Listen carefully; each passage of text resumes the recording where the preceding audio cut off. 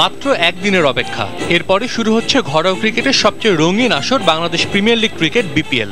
এবারের আসরে নতুন মালিকানায় অংশ নিচ্ছে রংপুর রাইডার্স। পরিবর্তন এসেছে টিম ম্যানেজমেন্টেও।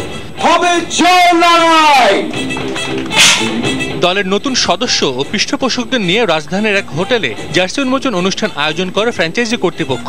অনুষ্ঠানে ছিল না বড় কোনো চমক, তবে ফ্র্যাঞ্চাইজিটির লক্ষ্য মাঠের খেলায় চমক দেয়া। আমরা এখন 4 তারিখে মাঠে নামার জন্য আমাদের সবকিছু প্রস্তুত আছে এবং আমরা এবার আমাদের ইন্টেনশন, আমাদের ডায়লগ দিয়েছি জয়ের লড়াই, চ্যাম্পিয়ন ট্রফি আমাদের কাছে আসবে। দিন সময় যাবে, সবকিছুরই কম্পিটিশন বাড়বে।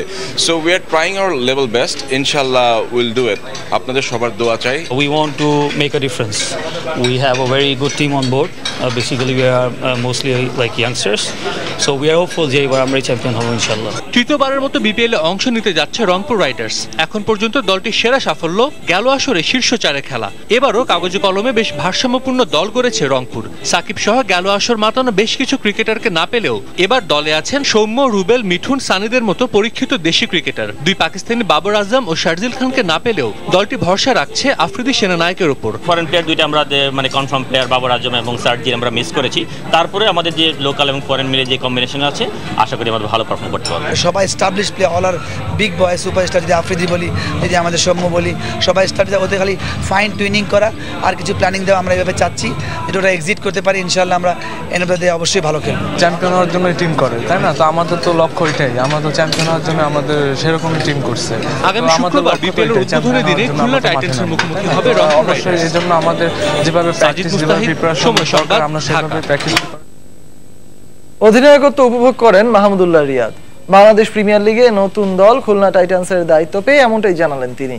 আর নিজেদের দল নিয়ে সন্তুষ্টি প্রকাশ করেছেন গেলবার অধিনায়কত্ব নিয়ে নজর কাড়া মাহমুদুল্লাহ।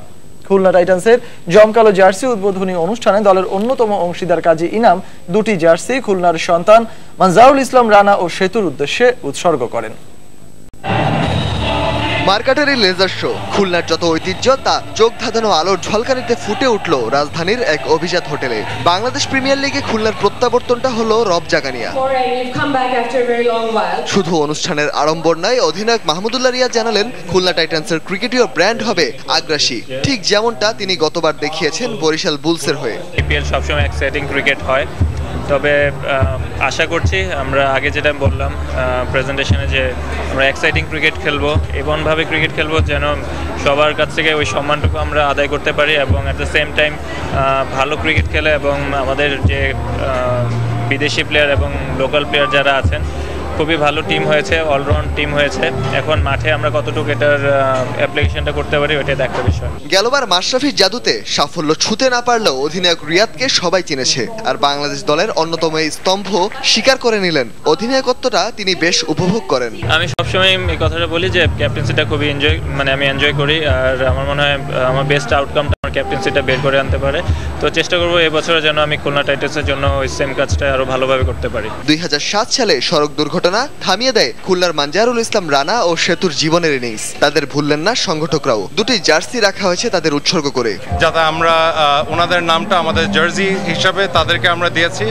এবং আমাদের ইচ্ছা ছিল যে রানার যে নাম্বারটা ছিল 96, সেই 96 নাম্বারটা 96 নাম্বারটা সবসময় খুলনা টাইটান্সের থেকে যাবে এবং রিটায়ার্ড করা ওই নাম্বারটা আর কেউ ব্যবহার করবে না। দেশের বহু ক্রিকেটারের জন্মভূমি খুলনা বিভাগের অভাবটা বিপিএলে অনেকেই অনুভব করেছেন। এবারে সেই অতৃপ্তি ঘুচবে ক্রিকেট প্রেমীদের। রায়হান মাসুদ, সময় সংবাদ, ঢাকা। একদিন বাদেই শুরু হতে যাচ্ছে দেশের ঘরোয়া ক্রিকেটের জমকালো আসর।